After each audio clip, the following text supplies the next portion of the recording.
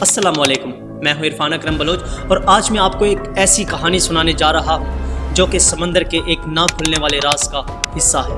یہ کہانی ہے ایک جہاز کی جو سفر پر گیا تو تھا مگر آج تک واپس نہیں آیا۔ اس کہانی کا ہر حصہ سسپینس اور حیرانی سے جڑا ہے، تو چلیے شروع کرتے ہیں۔ سن 1947 کی بات ہے جب کراچی کی بندرگاہ سے ایک چھوٹا سا جہاز ایس کوہی نور اپنے سفر پر نکلا۔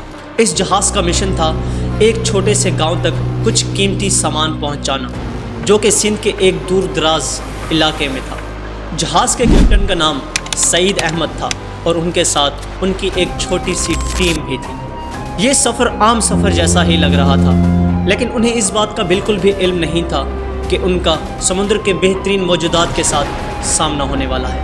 یہ سفر کا تیسرا دن تھا اور سمندر میں عجیب و غریب قسم کی حالات شروع ہو گئے۔ کیپٹن سعید نے اپنی ٹیم ممبرز کو بتایا کہ سمندر کے اندر ایک عجیب و غریب قسم کی دھند چھا رہی ہے جو کہ آہستہ آہستہ بڑھتی چلی جا رہی ہے، لیکن ان کے ٹیم ممبرز نے ان کی بات کو اگنور کرتے ہوئے کہا کہ یہ کسی موسم کی خرابی کی وجہ سے ہو سکتا ہے، آپ پریشان نہ ہو۔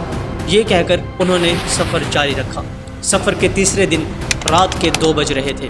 ایک کریو ممبر نے سمندر میں ایک عجیب و غریب قسم کی روشنی دیکھی جس نے ان کے جہاز کو گھیر رکھا تھا، اور وہ بھاگتا ہوا اپنے کیپٹن کے پاس گیا اور ساری داستان بیان کی کہ ہمارے شپ کے ارد گرد ایک عجیب و غریب قسم کی روشنی پھیل رہی ہے جو کہ سمندر کے اندر سے آ رہی ہے۔ کیپٹن اور باقی ٹیم ممبر جب وہاں پہنچے تو ان کو وہاں پر کچھ بھی دکھائی نہ دیا کیونکہ وہاں سے روشنی اس ٹائم غائب ہو چکی تھی۔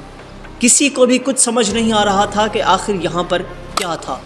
اس بات کو بھی انہوں نے اگنور کیا اور اپنے سفر کی جانب بڑھتے رہے، اور آج سفر کا چوتھا دن تھا۔ کچھ کریو ممبرز نے پھر سے وہ عجیب و غریب قسم کی روشنی دیکھی، اور اس بار صرف روشنی ہی نہیں، انہوں نے عجیب و غریب قسم کی آوازیں بھی سنی۔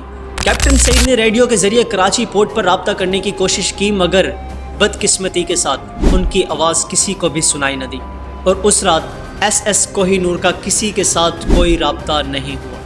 اگلی صبح ایک اور کریو شپ اسی راستے پر تھا جہاں ایس کوہی نور کو ہونا چاہیے تھا، مگر وہاں پر صرف اور صرف خاموشی تھی۔ نہ ہی وہاں پر کریو شپ موجود تھا اور نہ ہی اس میں موجود کوئی سامان، اور نہ ہی پتہ چلا کہ ان کے سروائیورز کہاں ہیں۔ کراچی کی اتھارٹیز نے اس واقعے کی تحقیقات کرنا شروع کر دی، مگر انہیں نہ ہی کریو شپ کا کچھ پتہ چلا اور نہ ہی اس میں موجود کسی سروائیور کا۔ کچھ لوگوں کا ماننا تھا کہ وہ کسی طوفان کا شکار ہوئے ہیں، لیکن جو لوگ سمندر کے قریب رہتے ہیں وہ کچھ اور ہی کہتے ہیں۔ کہا جاتا ہے کہ کراچی کے قریبی سمندر میں ایک شیطان کا گھر ہے جہاں کوئی بھی جہاز یا انسان نہیں بچتا۔ وہاں کے لوگ آج بھی یہ کہتے ہیں کہ اگر سمندر کے اس حصے کے پاس جاؤ تو وہاں عجیب و غریب قسم کی آوازیں سنائی دیتی ہیں اور عجیب و غریب قسم کی روشنیاں اٹھتی دکھائی دیتی ہیں۔ آج تک ایس کوہی نور کے بارے میں کسی کو کچھ پتہ نہیں چلا، اور نہ ہی اس کا سامان سمندر میں ملا، اور نہ ہی کسی کریو ممبر کو کسی نے دیکھا۔ یہ صرف ایک راز بن کر رہ گیا ہے، اور لوگوں کے لیے سمندر کا وہ حصہ آج بھی پر اسرار ہے۔ کیا یہ ایک نیچرل ڈیزاسٹر تھا یا پھر کچھ اور؟ یہ سوال آج بھی جواب کا منتظر ہے۔ تو دوستو، یہ تھی ایس کوہی نور کی کہانی جو سمندر کے کبھی نہ کھلنے والے راز کا حصہ بن کر رہ گیا ہے۔ اگر آپ کو یہ کہانی پسند آئی ہے تو ہماری ویڈیو کو ضرور لائک کیجیے گا، چینل کو سبسکرائب کیجیے گا، اور اپنی رائے کمنٹ میں ضرور دیجیے گا کہ آخر ایس کوہی نور اور اس کے کریو ممبرز آخر گئے تو گئے کہاں۔ آپ اور میں ملتے ہیں انشاءاللہ ایک نئی ویڈیو کے ساتھ، تب تک کے لیے اپنا بہت زیادہ خیال رکھیے گا۔ اللہ حافظ۔